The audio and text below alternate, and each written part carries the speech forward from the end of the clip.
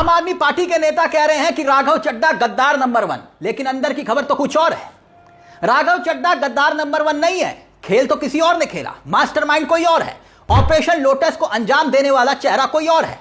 आपको ये 7 चेहरे दिखाई दे रहे होंगे, मगर इन 7 चेहरों में से मास्टरमाइंड कौन है?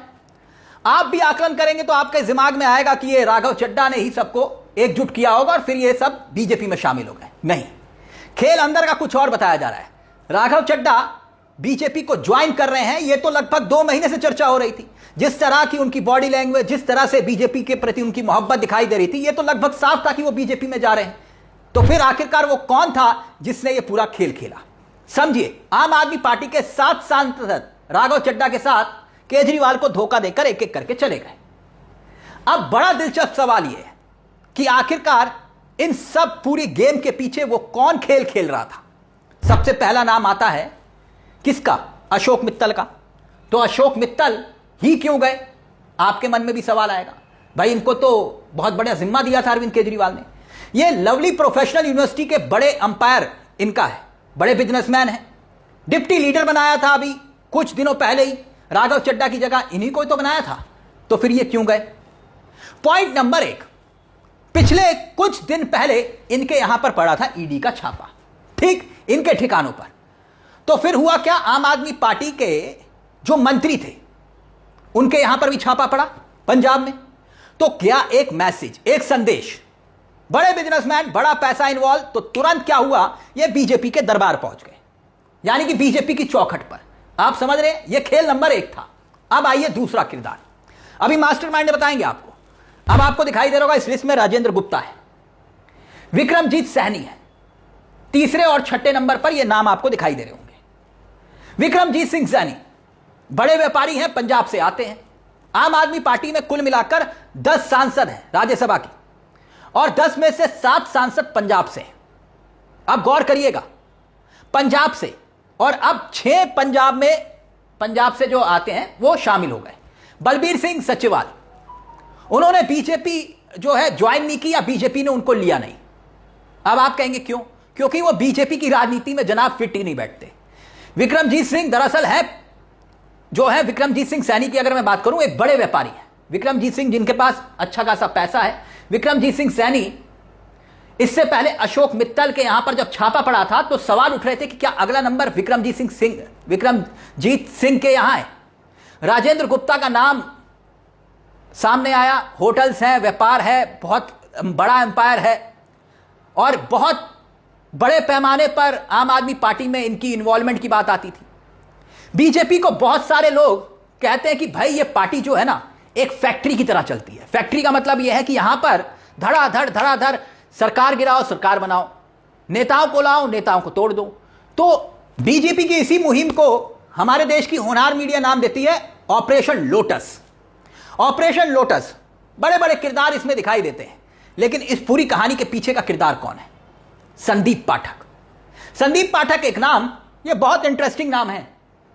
संदीप पाठक पर मैं आऊंगा, लेकिन इसके साथ साथ हरभजन सिंह आपको दिखाई दे रहे होंगे। हरभजन सिंह के बारे में कहा जाता है कि भाई यहां रहे वहां रहे, खिलाड़ी आदमी कमेंट्री करनी है तो कमेंट्री यहां करे वहां करे, कोई दिक्कत नहीं, चक दे पट्टे नब्दे किल्ली है, आज लुधियाना कल दिल्ली।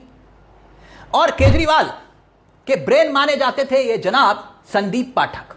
2022 में इनको बेहद महत्वपूर्ण जिम्मेदारी दी गुजरात की, और माना जाता है कि गुजरात का इंचार्ज जब इन्हें बनाया गया था तब विधायक जीत कर आए गुजरात में, आईआईटी के प्रोफेसर। संदीप पाठक केजरीवाल के बहुत करीबी माने जाते थे। अब खेल क्या हुआ समझिए। राघव चड्ढा से ज्यादा संदीप पाठक पर भी केजरीवाल भरोसा करते थे। राघव चड्ढा की कहानी क्या है उस पर हम आएंगे, लेकिन संदीप पाठक असली मास्टरमाइंड यही बताए जा रहे हैं।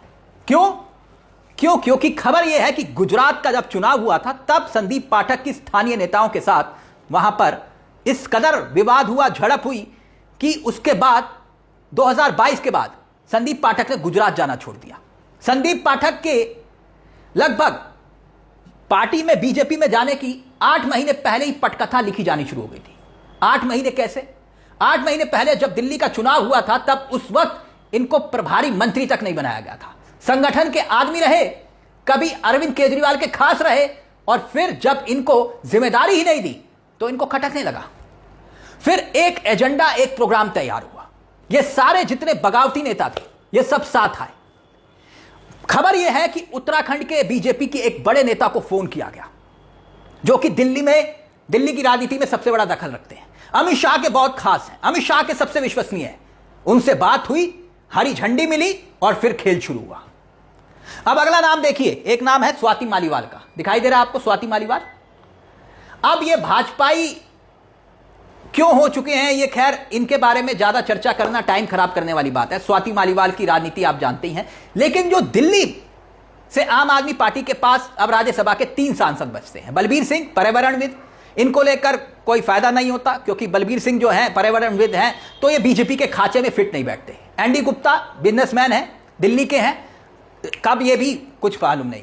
खैर बचे अब संजय सिंह, इकलौते अकेले दम पर संजय सिंह दिखाई दे रहे हैं।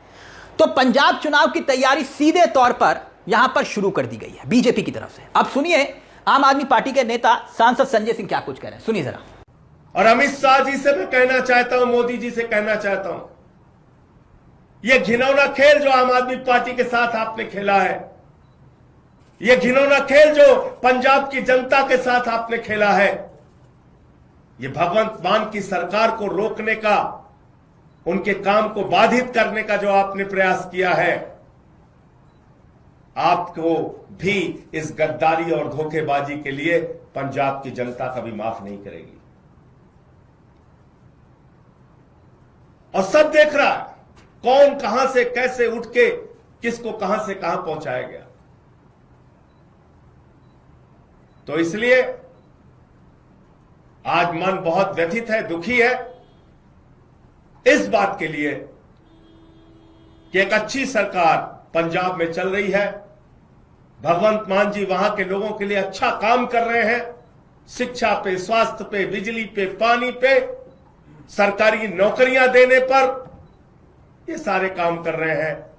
और आज उस सरकार के साथ ऑपरेशन लोटस का खेल खेला जा रहा है, हमारे सांसदों को तोड़ा जा रहा है, उनको अपनी पार्टी में शामिल किया जा रहा है, ईडी सीबीआई का इस्तेमाल किया जा रहा है। आपको याद होगा भी कुछ दिन पहले, 2-3-4 दिन पहले अशोक मित्तल के यहां ईडी का छापा पड़ा। तो चीजें अपने आप में जुड़ती है, ईडी का छापा पड़ा और तोड़ लिया। इसका मतलब भय दिखा के, प्रशासनिक तंत्र का दुरुपयोग करके यह ऑपरेशन लोटस चलाया जा रहा है। मैं फिर दोहरा रहा हूं, पंजाब की जनता इन गद्दारों को कभी माफ नहीं करेगी।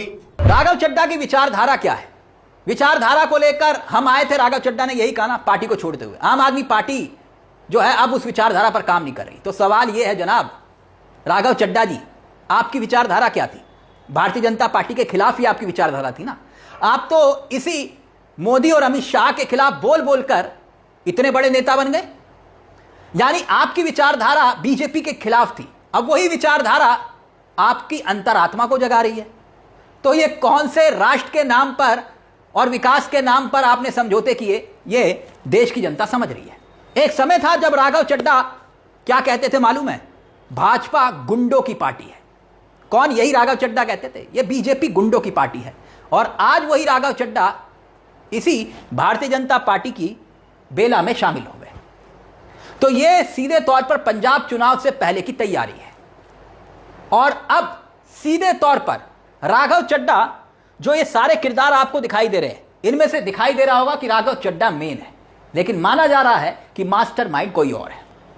आपको क्या लगता है कि आखिरकार क्या वाकई में राघव चड्ढा ही इस पूरे खेल के पीछे थे, या फिर ईडी, सीबीआई, जांच एजेंसियां और भी बहुत कुछ खेल इसमें शामिल दिखाई देता है? क्या लगता है आपको ये 7 किरदार आखिरकार खेल क्या है? कौन है असली गद्दार? इस पूरे मुद्दे को लेकर अपनी राय हमें कमेंट बॉक्स में जरूर दीजिएगा। मुझे तिलक चावला को दीजिए इजाजत। एक छोटी सी दरख्वास्त, चैनल को सब्सक्राइब करना मत भूलिएगा। मंच आप ही का है जहां हम सिर्फ खबर नहीं दिखाते बल्कि खबर के पीछे की खबर ही बताते हैं। नमस्कार, जय हिंद, जय भारत।